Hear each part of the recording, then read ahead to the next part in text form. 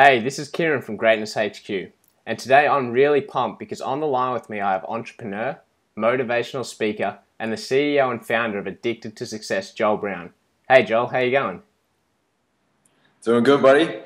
Thanks for Great, great. having me here.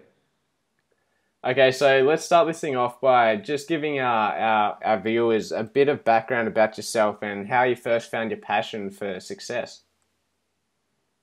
Oh, I think I've always had a passion for success. It's been a thing where I've never really settled in my life. I feel that I've always wanted to follow my entrepreneur spirit and cash in where I can and help others where I can. Yeah, for me, it's been really like a life journey of trial and error and really getting out there. So for me, success is something that I've been learning for since I was old enough to walk. So yeah. Good man, good. So I just recently read your book, the Formula, and in there you talked about how you had a life changing experience when you met the Wolf of Wall Street. Can you tell us a bit about that? Oh yeah, Jordan Belfort. Yeah, that was a pretty awesome experience.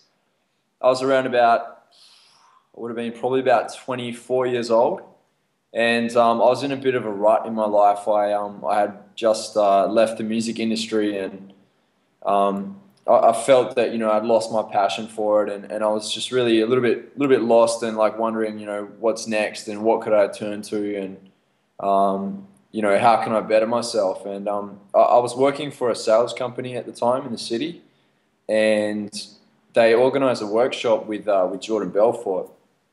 I'd heard of Jordan's success back in the day, his success and also his failures as well. So I was familiar with who he was. I just didn't really know what he was really like, because you hear a lot of things in the media, you hear a lot of things in newspapers about people, but the best way to really work someone out is face to face. So I had the opportunity to meet Jordan face to face, and I was chatting with Jordan, and I was congratulating him on his success, and he was asking me, what are you doing with yourself? And I explained what happened in the music industry, and then and also what my interests were, and he said to me, he asked me, what are your goals? I said, well, I don't really have any kind of goals, and he said, great, neither do I. He said, and I was like, wow, okay, someone like you, super successful, you don't have any goals, that's kind of that's weird. So yeah, so he said that goals are good for short term success, little achievements here and there. But he said you really need to cast a vision. If you're thinking big, you need to think bigger. So he really got me thinking, like I should really be setting a vision for my future. Like, what do I really, really want to do? What do I want to achieve? And what do I really want to get out of life? And he said to me, write it down step by step, day by day, week by week, month by month. Make it as clear as you can, clear and concise as you can, so that you can get there. And he walked me through a few more steps, and yeah, and in that kind of moment, I realized that I want to be able to reach people, build a network of entrepreneurs and people that think like I did, because I felt like I was kind of in it alone. So that's where the idea of Addicted to Success was born, and yeah, and it moved on from there. I obviously saw an opportunity to make some money and leave my day job, but at the same time also inspire other people and share the good knowledge. Yeah, definitely, man.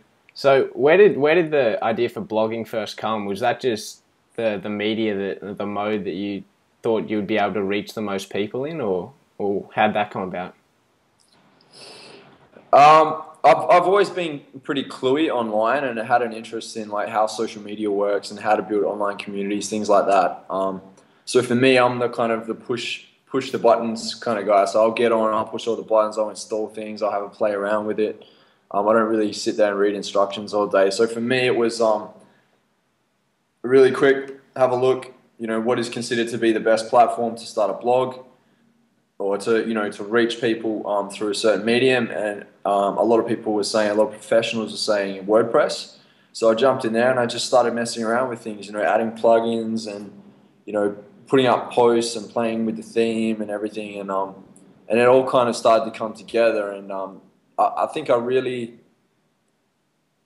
hated the name blogger or blogging. Like, I don't know why. It's just, for me, it was like, oh, blogging. And people have this kind of like misconception where they think that it's someone that sits there that's like emo and just sits and like leaks out all their emotions all day and talks about their cat and you know, shopping and whatever, you know. But there's more to it than that. And the more, you know, I found communities of people that were into the same thing as me, and that it actually really had a massive impact online. That's when I started to really own the name and take hold of it and run with it. So Yeah, yeah, that's how I definitely. got into blogging, man. So yeah, you really learnt by doing rather than by reading and stuff at the start. You really just trial and error and got it kicked off that way. Oh yeah, man. Like, if you look at a lot of the successful entrepreneurs that are out there, you know, the founders of a lot of companies, like, a lot of them know this much and they did that much. Do you know what I mean? Like, it's Yeah, just, definitely. you have to take the action. You have to. Like, you can't sit there and cognitively try and understand it all, because it's no good if it's in here. It needs to be out there. So Exactly. yeah, man. Read a little bit and then act on it. Go ahead and just start doing it. Get out there.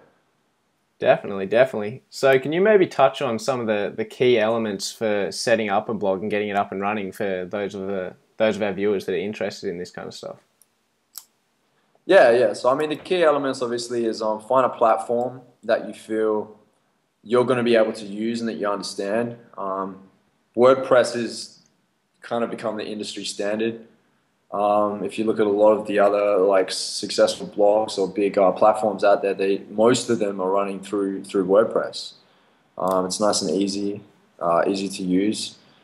So yeah, I mean, first and foremost, it would be, you know, get onto the right platform that you can understand, and second is work out your audience. Like, you really need to understand who your audience is going to be.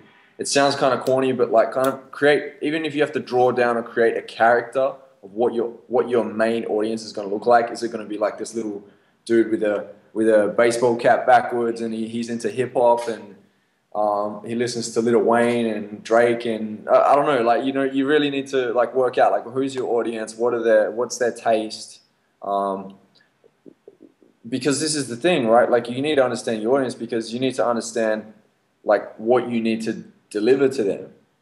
Because if you're not delivering the right content, it's not going to get shared, and you're not going to grow. And a lot of like a website's growth is based off being shared in social communities, and also you know, through organic like search, through search engines, on what people are really looking for. Because if you're not ranking for those kind of keywords, and you're not writing things that people want to hear about, then you're not going to get out there.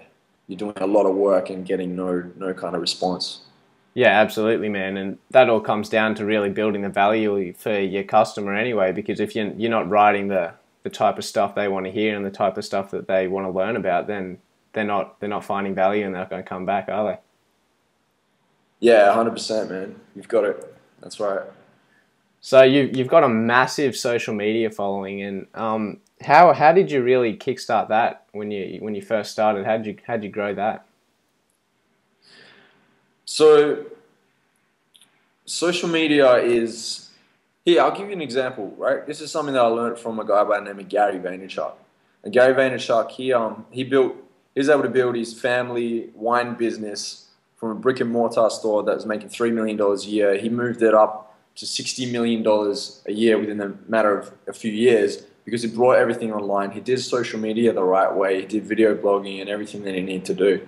So, you know, I saw someone like him as super successful, someone that actually really gets it. So I took in a lot of his advice, and a lot of his advice was, you know, with social media, it's kind of like going to a cocktail party. Like, if you just walk in and you just start talking all about yourself, and you're talking away, rambling on blah blah blah blah, chances are no one's really going to stand around to listen to you. By the end of the night, you're going to be in the corner by yourself, or you're going to be kicked out. So this is social media. Like, you need to be able to engage with people. Like, it's about your community. It's not about you. Like, yes, you know, you might be in a position of like a leader or an authority, but you're also a facilitator. You're also somebody that needs to stay engaged with your community. Otherwise, they're going to look at you as someone that just only cares about yourself. And Yeah, most man. people do only care about themselves, and that's the thing. So yeah, it's about being genuine, making sure that you're interacting and staying engaged with your community. And also, same thing with blogging. It's like delivering quality and consistent content. Definitely, definitely. So can you touch on a couple of the key strategies that you use to really get some traffic in the initial stages of building the site? Yeah, so originally it was through Twitter. So Twitter was really the thing. Like Gary Vaynerchuk was talking a lot about Twitter, and this was like back when people were like, "What the hell is Twitter? Like, why would I use Twitter? What's a tweet? What's an at sign? Like, what is this crazy stuff?" So yeah, I mean, I see what he was doing, and he knows he's kind of like on the edge, on the curve, and he understands like what's coming next. So I kind of put that trust in him and thought, yeah, okay, cool. I'm gonna jump on this Twitter platform. I'm gonna make the most of it, give it a good shot, and see what comes of it. So initially, Twitter was actually bringing in quite a lot of traffic, and the cool thing about Twitter is you're able to target a lot of like a specific industry, specific market. So I was getting a lot of people that liked the quotes and the picture quotes and the content that I was putting out, the links I was putting out, and they were retweeting, and their friends that like it also were following me too. So my site was built a lot off Twitter in the beginning. It was a lot harder back then to build Facebook page and get likes on your Facebook page. So Twitter was really the thing that kind of platformed me to that level, where it's bringing people to my website, and then I had the like box on my Facebook like box on my website, and people were liking that as well. Or I'd jump on Twitter and say, please like our Facebook page for exclusive content that you won't find here on Twitter. And that really was like, you have to stick to those words. Like if you're putting stuff on Facebook, that's exactly the same as Twitter, and you're telling people like, you find stuff that's not here on Twitter, and they're going to it, they're going to be like, this guy's a liar. Like, why is he BSing us? So, yeah, that was really what I built it off, and then obviously like everything else came through there. And now it's like social media is probably about 40% of the traffic that comes through, and probably a good 60% is through search engines, really. Yeah, definitely, man. Organic traffic. So can you tell us a bit about the initial setup stages? So maybe the first year of actually trying to get this up and running. How you maybe some of the struggles that you went through and how you overcame them. Yeah, I think the biggest struggles really were technical issues. A lot of it was overloading my website with too many plugins, and that can get really resource hungry, so it was crashing my website out quite a lot. That was like, once I understood that, and I understood like why it was doing it, and that after speaking to like a few technical gurus, technicians, then I got my head around that, and I understand it. And to this day, like, now I know why they conflict with each other sometimes and crash out your site, and I just know how to like stay away from that. The second issue was really, and this is what I teach a lot of people now, is always pay just that little bit extra for your web hosting to be on just that much better plan if you know that your site is going to keep growing. Because like I had this constant issue of like upgrading to a plan, and then my site, like, I put out a couple posts that would go like viral and really explode and get a lot of traffic in, and there'd be such an influx of traffic that my site would crash and it would go offline. And if your site keeps going offline, you're going to stop ranking in Google, and it's going to really affect you in that way. And that's what I was finding, So I cheaped it at the start, and like knowing what I know now, I wouldn't do that anymore. Like the plan I'm on now, I think it's like 5 times more than I actually need, just in case, because I always want to be ahead, so I've got the site running at full speed, and it's able to really open for everybody that comes to it. I don't want those technical issues. Yeah. It's not worth losing the traffic over a couple $100 a month, is it?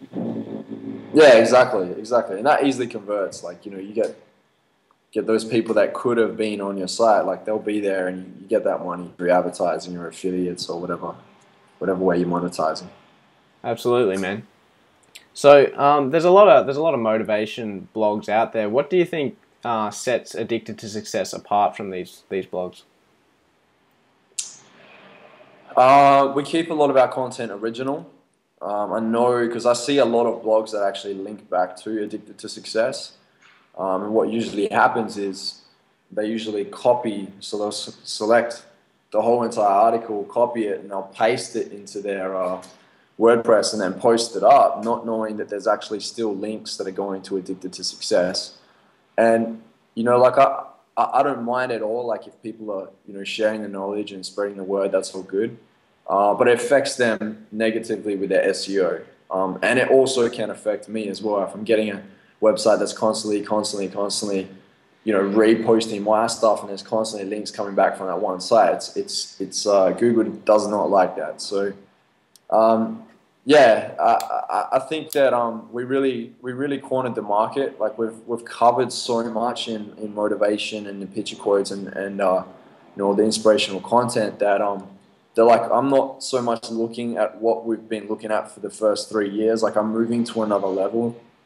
So there's a lot of people that are probably going to still try and do what we've been doing, and that's cool because I think, you know, all knowledge should be shared.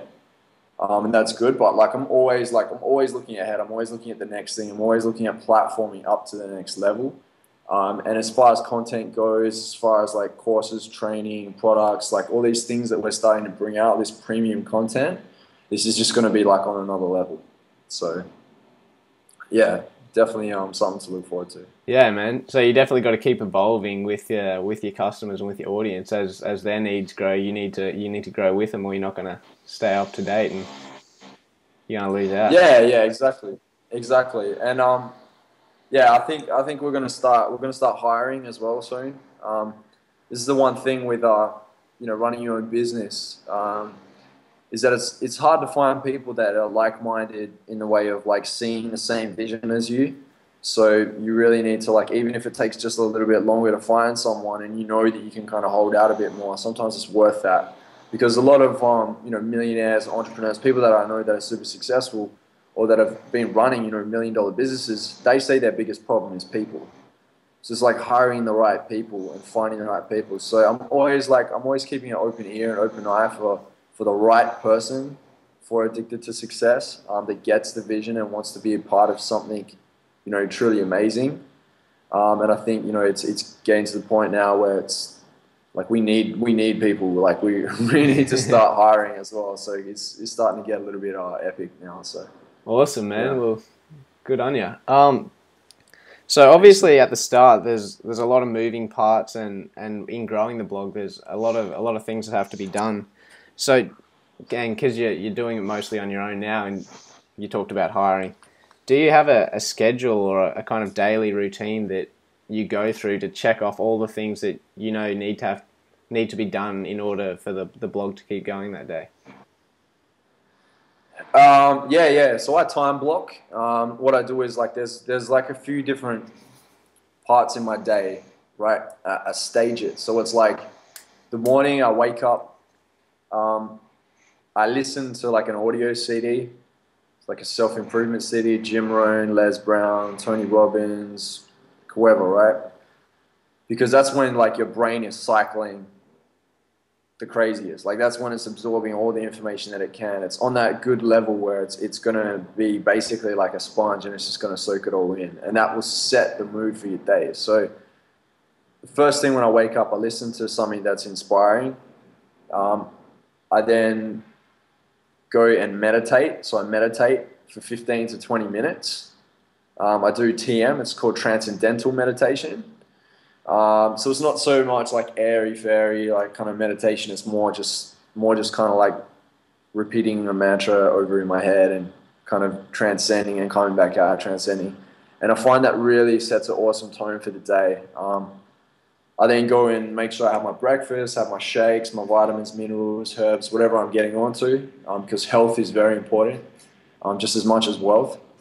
And then yeah, I really get into going through my emails, but like skimming through, like just going and going, all right, which is important, and prioritizing real quick. I flag the most important emails. They go into a flag folder. And then what I do is I then have a look into it in my inbox where I've dragged important articles that need to be posted because I get a lot of guest contributors that send through articles. So I review those and then I work out, okay, what is the tone for the day? Like what am I aiming for today on Addicted to Success? And also, does it work with my content calendar? Because I have like an idea of like each month what I want my theme to be like.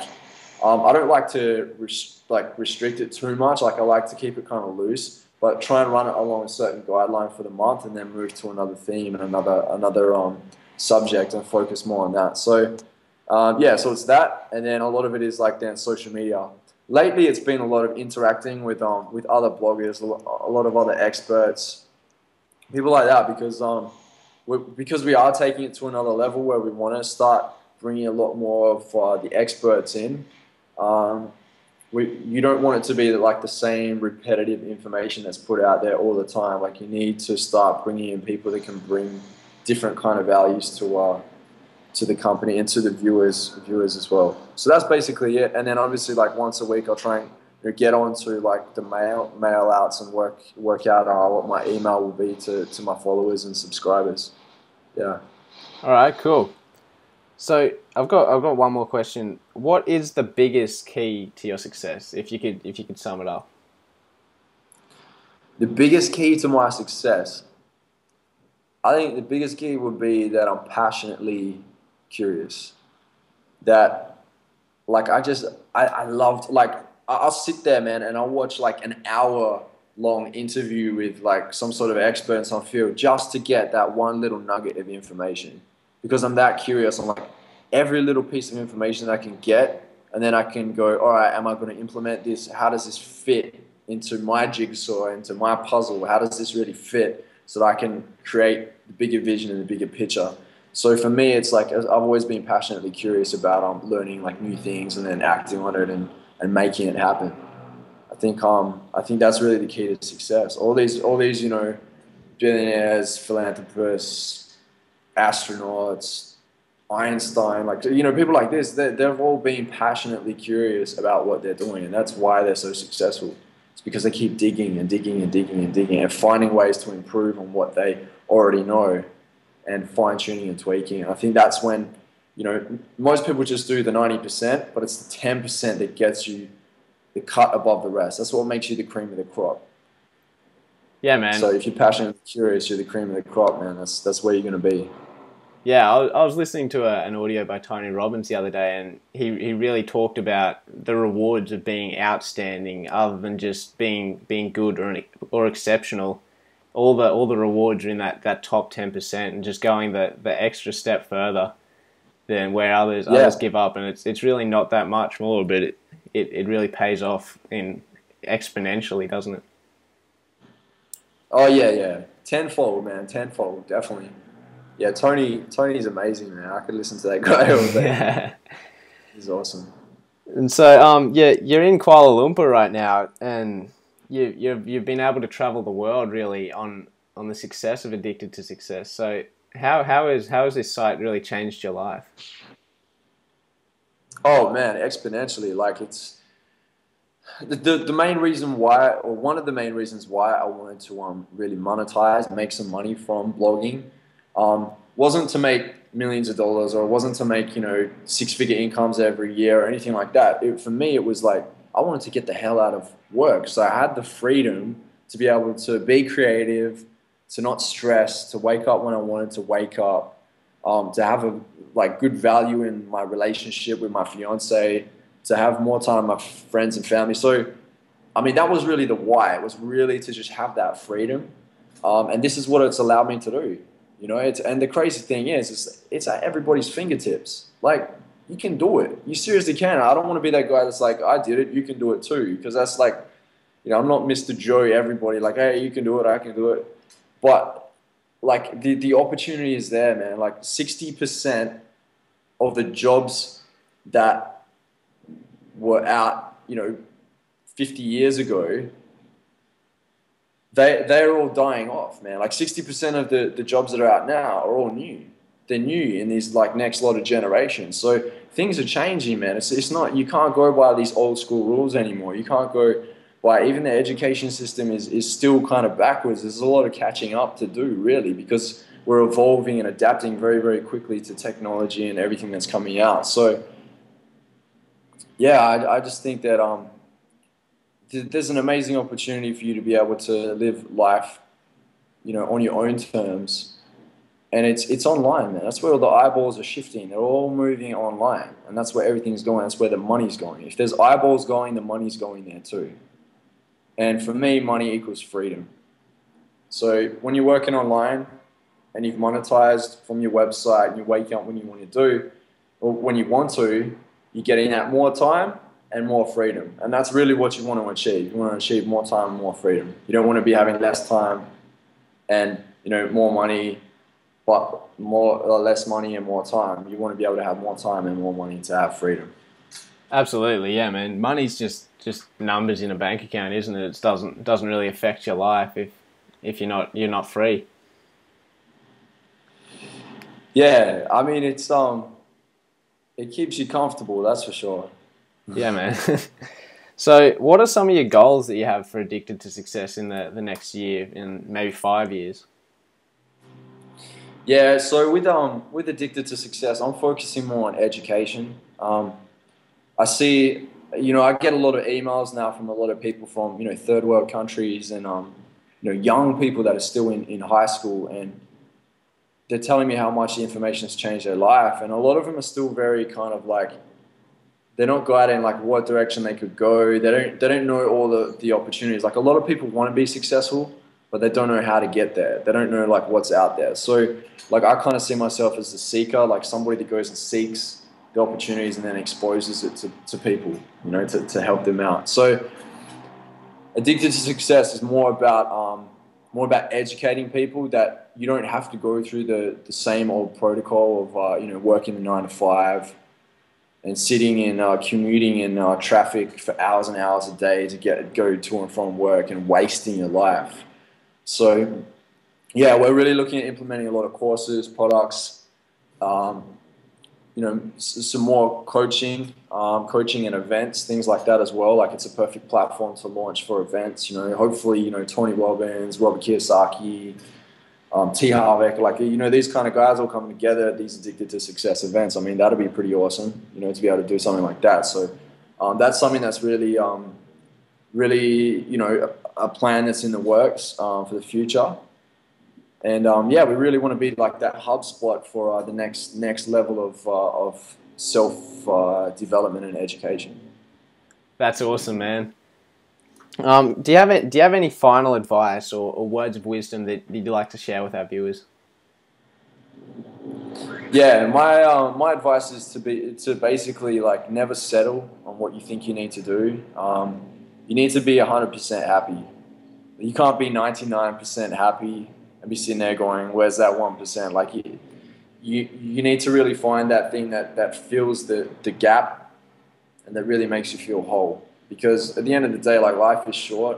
You don't want to waste your time living in this world doing something that you don't really want to do. Like we were all made to have a more of a freedom than what we've actually developed for ourselves. Like you look at society and most people are just sitting like sardines on a train, or sardines in these like cubicles, just, it's ridiculous. So I think really don't settle. And when you find something that you really, really love, relentlessly pursue that dream until your freaking face melts and your feet fall off. Seriously, run with it and make it work, make it happen. Wow, that's my advice. That's powerful, man. Well, thank you, Joel. It's been a fantastic interview. You shared some great advice for our viewers. I'd like to thank you for giving up your time today and sharing this knowledge. Thank you, man. Thanks for having me. And it's good to hear a fellow Aussie. I've been out in Malaysia for a little while. I haven't heard any Aussies for a couple months. So, yeah, it's good to hear from you, man. Thank you for having me part of your website. No worries, man. Thank you. Awesome, bro.